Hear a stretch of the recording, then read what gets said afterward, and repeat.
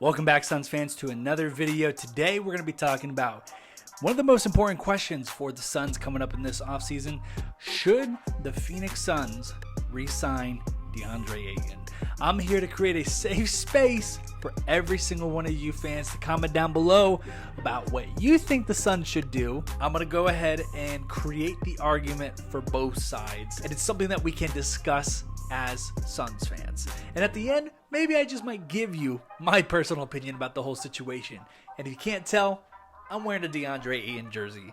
So maybe, just maybe, that could tell you a little bit about how I feel about the whole situation. And so let's go ahead and jump into the video and talk about why we should sign him and also why maybe we shouldn't re-sign him. So let's go ahead and start off. Why should the Suns re-sign Deandre Ayton? Well, number one, he's one of the biggest big mans in basketball at the moment.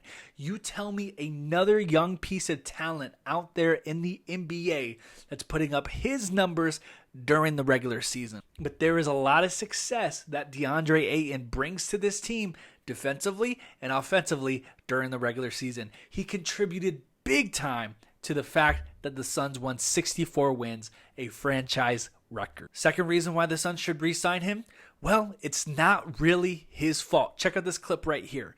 He literally says in Game 7, I can't pass myself the ball. The whole reason why he was struggling in that second round against the Dallas Mavericks, not because he wasn't being aggressive enough, not because he wasn't as talented as, say, Powell on the other side. The only reason why he was not as good in the second round, especially after Game 2, and I explained this in my other previous video, is the fact that Monty did not use him in the game plan. In fact, he started shooting like the Mavs and took away the Phoenix Suns' bread and butter, which was the pick and roll with Deandre Ayton. Deandre Ayton should have dominated. I cannot say this enough. He was supposed to dominate round 2. Everyone knew about it before the series started. This was going to be his series, and it was for Game 1 and Game 2.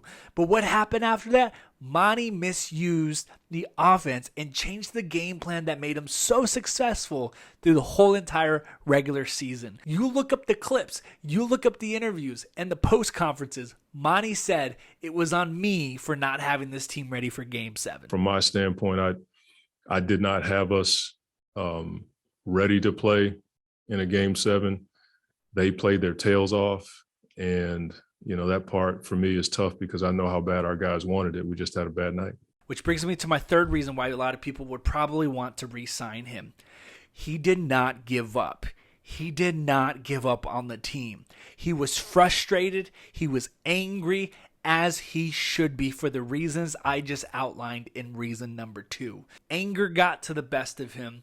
He was being misused. He was not valued by the Phoenix Suns in round 2 of the playoffs. In a Game 7 where you're getting blown out because your coach took the ball out of your hands, you must be beyond frustration at that point. And it just reaches a boiling point because you know that you're getting blown out on your home court in a Game 7 in a series where you're supposed to win it, and now you're going to be going home. Another reason why the Phoenix Suns should re-sign Deandre Ayton, you have to keep this core together. The core that is Devin Booker, Mikal Bridges, and Deandre Ayton. The core for the Phoenix Suns is not Chris Paul, Devin Booker, and Mikal Bridges. The core is Ayton, Booker, and Bridges. Book is up for a Supermax extension if he is named All-NBA. Mikal Bridges is already under a contract extension that we signed him last year. Deandre Ayton is that final piece of the puzzle. If you want to remain in contention, if you want to remain competitive and avoid the bad days, you know exactly what I'm talking about. The bad days before we were back in the playoffs, you have to re-sign him because he's a pivotal part. He's an integral part to this Phoenix Suns team and the future of its franchise. One of my final reasons, the NBA and its teams often overpay for subpar talent, not even average talent, but they are more than likely to overpay for talent that doesn't even necessarily earn that kind of money. So what's the problem with slightly overpaying for someone that we know is good and talented and contributes to the team? It's funny, But the rest of the NBA can see value in Deandre Ayton. In fact, Woj tweeted out that teams are lining up for Deandre Ayton, ready to offer him the max contract. But it's going to be really one of these stories of this offseason, because Deandre Ayton, there are a lot of teams lining up to figure out how can we acquire him. Lastly, he's 23. He's 23.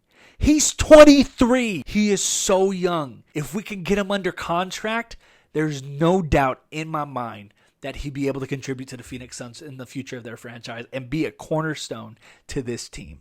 All right, so I gave you the reasons why most fans will tell you to re-sign him. Now let's go ahead and jump over to the other side and maybe play a little devil's advocate and explain the reasons why we should not re-sign Deandre Ayton. First and foremost, the relationship is tarnished. If you haven't been paying attention to the Phoenix Suns news in the past 2 years, you know that this relationship has a lot of strain on it. Not only didn't he get his contract extension last year, but the Phoenix Suns said, go out this year and prove that you can be that player that we can invest that much money with. On top of that, guys, look at my last video. Monty Williams and him went at it, but there was so much tension between them through Game 7. Monty Williams accusing him of giving up on the team. Deandre Ayton refusing to come back into the game. It's fair to say that this relationship may be too far from reparation. A second reason why we may not want to re-sign him is his immaturity. A lot of people may believe that he's immature, that he has not matured enough. Now, that's just something that people might say. And I'm going to say straight up, I don't believe in that. I think that's a ridiculous claim. But I thought I'd put it down here because I know a lot of people comment on that fact about Deandre Ayton. It's ridiculous. I'll just be the first to say it. But it's there. People say it. The third reason is a critique on his game. A lot of people believe he's not aggressive consistently, whether it's in defense or rebounding or in the amount of points that he brings every single night during the regular season. A lot of people believe that if you want that max deal, you have to be consistent in some of those areas. I get it. You're going to have an off night every now and then, but you have to be consistent in those areas, whether it's rebounding, defensive effort, or point scoring, to be worthy of that max contract. Another reason is that it may just be too much money for the talent that we're getting in return. A lot of people are going to be looking at the numbers and the statistics for the coming weeks and the coming months, and they're going to say that a max player should be putting up this amount of statistics consistently.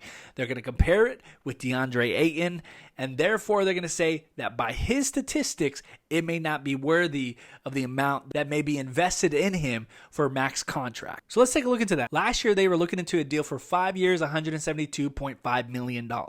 That approximately puts Deandre Ayton at $34.5 million a year. That's going to put him right below Kyrie Irving at $35.3 million and just above Bradley Beal, who's making $33.7 million. It's also noted that he would have a higher contract than Devin Booker before the potential Supermax extension, and as well as Chris Paul. Devin Booker is at $31 million, Chris Paul is at $30 million. And lastly, this is probably one of the biggest things why we should not re-sign him, and it's for the fact that we can get something in a sign and trade. The Suns have a lot of questions this offseason, and it can be answered by adding another premier player to their roster. The fact that the Phoenix Suns have the option and the opportunity to potentially re-sign and trade Deandre Ayton is something that not a lot of teams have. So they could potentially add another premier talent, like I said, to pair up with Devin Booker, Mikal Bridges, and Chris Paul. And that's about it. That is covering both sides of it. These are both sides of the argument. Now, if I'm missing something, go ahead and comment down below. I want to hear from you. But go ahead now in the comment section and let's start talking about this. Should the Phoenix Suns re-sign Deandre Ayton? It is no surprise to you that I hinted it at the beginning of the video. I believe 100% this team should sign Deandre Ayton. This is a must. That's why I'm wearing the jersey. He needs to be back on this roster next year, because if we don't, like I said, we face mediocrity again, and worse, we face below that. Go ahead and comment down below what you think, and I'll see you guys next video.